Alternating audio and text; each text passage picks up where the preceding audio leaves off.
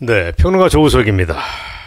윤석열 대통령에 대한 체포영장 집행이 임박했다는 얘기가 지금 막 돌고 있습니다. 오늘 내일 한다는 얘기입니다. 그러나 아무리 봐도 공수처와 경찰이 지금 하려고 하는 체포영장 자체가 불법이라는 게 윤석열 대통령 측 얘기고 그게 맞습니다. 그리고 이거를 끝내 강행을 할 경우 정말 누군가를 피를 흘려야 되는 유혈 사태가 걱정이 됩니다. 이때 그걸 누가 책임지겠는가 하는 걱정을 온 국민이 하고 있습니다.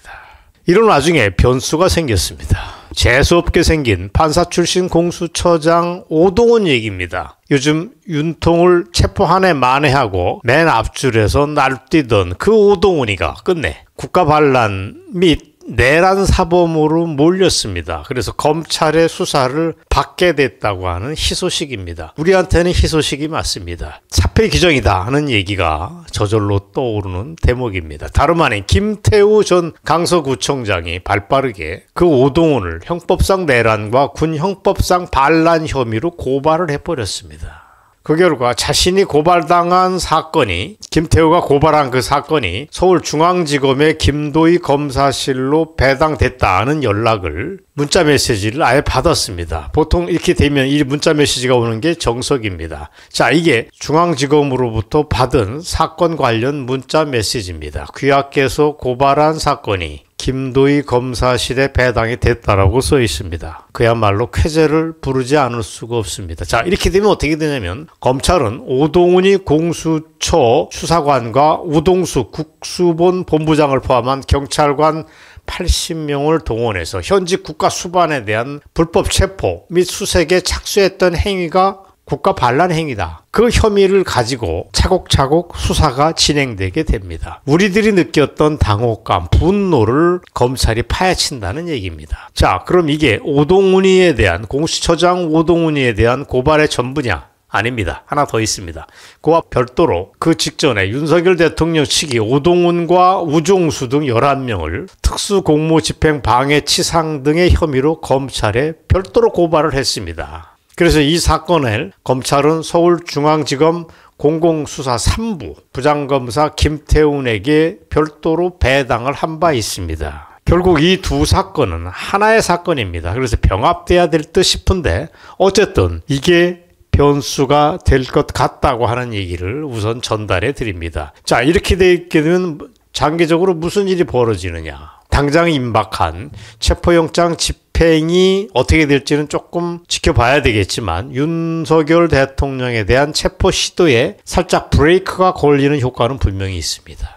그리고 공수처, 경찰 등 수사당국은 물론이고 법원까지도 한 묶음으로 그동안 체포영장을 발부받고 집행하는 과정에서 절차상의 잘못이 있었다. 그래서 적법성을 상실하는 계기가 될 수도 있다는 뜻입니다. 누가 빨리 움직이냐가 변수가 되겠지만 어쨌든 결정적으로 내란죄 수사도 정당성을 상실하게 되면 우리는 그야말로 만세를 부를 수밖에 없습니다. 이 모든 게 무효가 될 가능성도 많지 않지만 배제 못한다. 이렇게 말씀을 드려야 됩니다. 실제로 홍준표 대구시장이 그럴 가능성을 바로 며칠 전에 경고를 한 바 됐는데 타이밍이 참 절묘합니다. 조금 구체적으로 말씀드리겠습니다. 이렇게 됩니다. 여러분이 다 아시다시피 윤 대통령에 대한 체포영장이 중앙지검에서 한 차례 기각이 됐습니다. 여기 통해서 체포영장을 발부받는 게 당연한 건데 이게 여기서 기각이 됐습니다. 그러자 공수처와 경찰은 마음이 급한 나머지 얘네들이 민주당의 지휘를 받는다고 하는 혐의를 우리는 이제 갖고 있지만 얘네들이 마음이 급한 나머지 방향을 바꿔서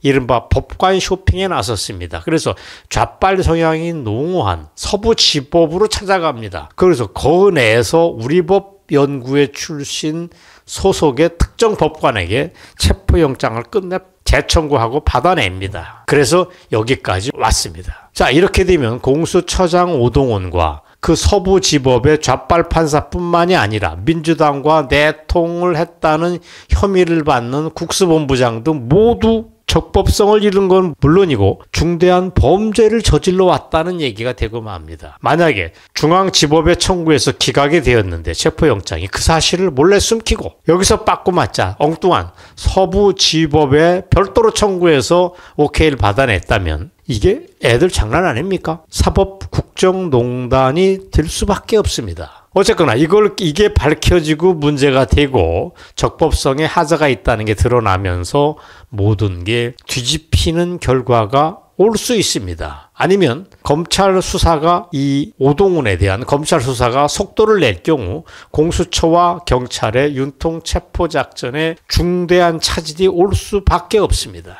이유는 분명합니다. 보다 구체적으로 말씀드리면 경찰 출신 더불어민주당 의원 이상식이라고 하는 자가 경찰청 국수본을 사실상 지휘한다는 의혹이 제기되자 쟤네들이 엄청 당황했습니다. 이게 쟤네들의 아킬레스건입니다. 즉 그들은 자기가 민주당과 국수본 사이에 메신저 역할을 하느라고 전화기에 불이 났었다라고 잘난 척 자기 자랑을 겸해서 지난주에 덜컥 고백을 한 게 문제가 되는 것입니다. 가만히 있으면 누가 알겠습니까만 본인이 사실상 자기는 민주당 역할을 대신하고 국수본 사이에서 메신저 역할, 연락 부절이었다.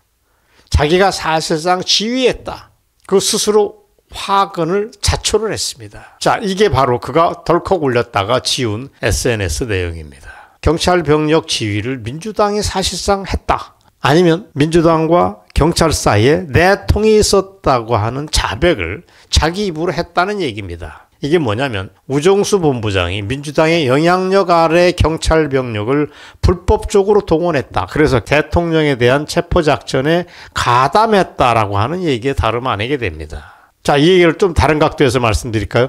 대통령 체포 방법으로는 기동대 1000명을 동원하고 헬기와 장갑차를 투입을 주장하는 등 무력 동원 계획을 공개적으로 논의했던 것도 이게 뭐냐? 공권력을 특정 정치 세력의 사병으로 만들려고 했다고 하는 또 다른 의혹이 됩니다. 공권력이라는 건 말 그대로 나라를 위한 국가 권력을 집행하는 병력인데 사병이 됐다는 얘기입니다. 또 아까 언급했던 그 공수처장 오동훈이 적법한 절차 없이 대통령 체포영장을 집행하려 했고 민주당의 지시에 따라 수사와 강제 집행을 진행했다는 정황이 포착된 것도 우리로서는 쟤네로서는 큰일이고 우리로서는 한 건을 한 것입니다. 그래서 홍준표의 아까 얘기대로 윤통에 대한 체포 시도에 제동이 걸릴 수 있다. 그리고 공수처, 경찰 등 수사당국은 물론이고 법원까지 한 패키지로 절차상의 적법성을 상실하면서 쟤네들이 패닉에 빠질 수도 있다는 얘기입니다. 문제는 우리가 제일 원하는 거는 내란체 수사도 정당성을 상실하고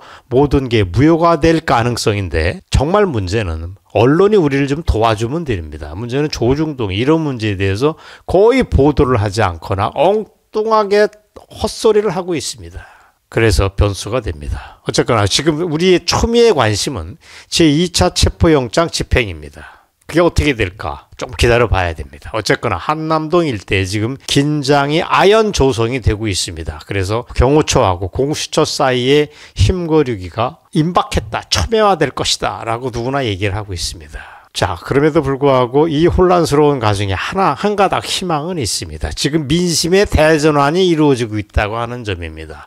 그건 한남동에서 광화문에까지 너무도 분명하게 드러나는 현상입니다. 여기에 더해서 그동안 난리를 쳐왔던 민주당과 공수처, 경찰들 사이에 스텝이 꼬이고 있다. 우리로서는 호재다. 이게 더 증폭됐으면 좋겠다. 이게 사필 규정으로 귀결됐으면 우리는 만세를 부르겠다 하는 말씀을 마저 드리겠습니다. 어쨌거나 이 어려운 국면에서, 이 어려운 전국에서 힘들었던 독자 여러분들이 마지막 힘을 내주시기 바랍니다. 승리는 당연히 우리 편 아니겠습니까? 결국 우리가 승리한다는 말씀을 마무리해 드렸습니다. 여러분, 오늘 방송 여기까지입니다. 경청해 주셔서 감사합니다.